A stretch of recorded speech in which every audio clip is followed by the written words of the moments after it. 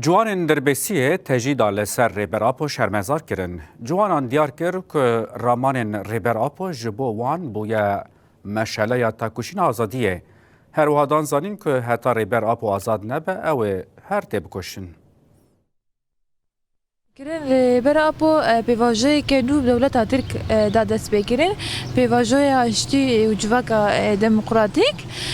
Di wê pêvajoyê de êdî em bêjin çareseriya pirsa Kurd, dawîbûna şerê çekdarî di navbera Kurdan û Tirkan, yanî merheleyeke hiştî têde hiştî û demokrasî hebin.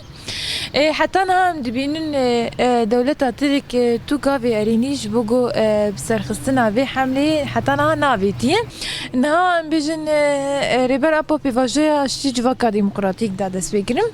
Yê ku esas vê proje bi ser bixin civak û tê de ciwan e. Ji bo Seroka Apo em bêjin heyanha di zindana Imralê de berxwedanek dike ji aliyê fikra Xwedê ji bo me aliyê ciwanan jî aliyê jinan em bêjin ew bêtir jî rola girîng dayê me ciwana em li ser vê rolê em bisekinin û em çalakiyê çi hebin çalakiyên pir mezin bin giran bin çi bijî em bikin ji bo serokatî ji bo azadiya serok ji xwe em bêjin